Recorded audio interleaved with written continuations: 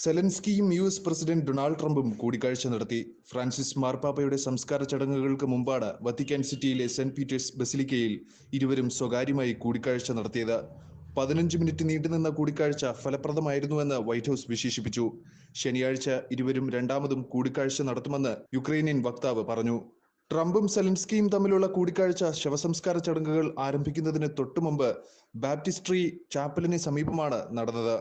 സഹായികളുടെ സാന്നിധ്യമില്ലാതെ ഇരു നേതാക്കളും വളരെ ഗൗരവമേറിയ സംഭാഷണത്തിലാണെന്ന് യുക്രൈനിയൻ പ്രസിഡന്റ് ഓഫീസ് പുറത്തുവിട്ട ഫോട്ടോഗ്രാഫുകൾ കാണിക്കുന്നു.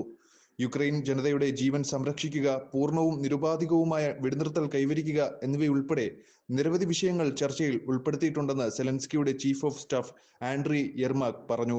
UK പ്രധാനമന്ത്രി സർ കെയർ സ്റ്റാർമറും ഫ്രഞ്ച് പ്രസിഡന്റ് ഇമാനുവൽ മക്രോണും ഉൾപ്പെടെയുള്ള ലോക നേതാക്കളെ ഒരുമിച്ച് കൊണ്ടുവന്ന ഫ്രാൻസിസ് മാർപ്പാപ്പയുടെ ശവസംസ്കാര ചടങ്ങിന്റെ പശ്ചാത്തലമാണ് ട്രംപും സെലൻസ്കിയും തമ്മിലുള്ള കൂടിക്കാഴ്ചയ്ക്ക് സഹായകമായത്. പ്രത്യേകിച്ച് സ്റ്റാർമറും മക്രോണും ട്രംപും സെലൻസ്കിയുമായി ബസിലിക്കയിൽ സംസാരിക്കുന്നത് കാണപ്പെട്ടു. സമാധാന ചർച്ചകളെ പിന്തുണയ്ക്കുന്നതിനുള്ള ഏകീകൃത ശ്രമത്തെയാണ് ഇത് സൂചിപ്പിക്കുന്നത്. ഫെബ്രുവരിയിൽ ഓവൽ ഓഫീസിൽ നടന്ന ഏറ്റുമുട്ടലിന് ശേഷം ട്രംപും സെലൻസ്കിയും തമ്മിലുള്ള ആദ്യത്തെ കൂടിക്കാഴ്ചയാണിത്. തന്റെ ദൂതൻ സ്റ്റീവ് വിറ്റ്കോഫും റഷ്യൻ പ്രസിഡന്റ് വ്ളാഡിമിർ പുടിനും തമ്മിലുള്ള ചർച്ചകൾക്ക് ശേഷം റഷ്യയും യുക്രൈനും ഒരു കരാറിന് തൊട്ടടുത്താണെന്ന് ട്രംപ് പറഞ്ഞതിന് ശേഷമാണ് ഈ ചർച്ച. ട്രംപും സെലൻസ്കിയും തമ്മിലുള്ള രണ്ടാമത്തെ കൂടിക്കാഴ്ചയെക്കുറിച്ച് യുക്രൈൻ വക്താവ് ആദ്യം പരാമർശിച്ചെങ്കിലും ശവസംസ്കാരം കഴിഞ്ഞ ഉടനെ ട്രംപിന്റെ വാഹനവ്യൂഹം സെന്റ് പീറ്റേഴ്സിൽ നിന്ന് പുറപ്പെട്ടു.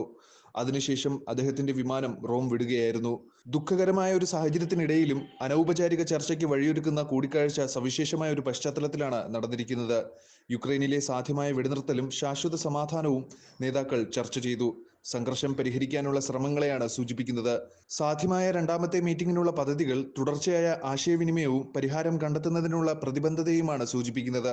സംഘർഷം പരിഹരിക്കുന്നതിനും സമാധാന ചർച്ചകൾക്ക് വഴിയൊരുക്കുന്നതിനുമുള്ള അന്താരാഷ്ട്ര ശ്രമങ്ങളെ യോഗം എടുത്തു കാണിക്കുന്നു.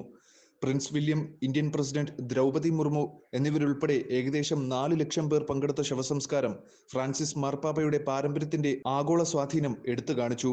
ഫ്രഞ്ച് അക്ഷരമാലക്രമത്തിൽ നിശ്ചയിച്ച ഇരിപ്പിട ക്രമീകരണം ട്രംപിനെയും സെലൻസ്കിയെയും നേരത്തെ കണ്ടുമുട്ടിച്ചെങ്കിലും പോപ്പിന്റെ ചടങ്ങ് ഇരുവരെയും വേറിട്ട് നിർത്തി.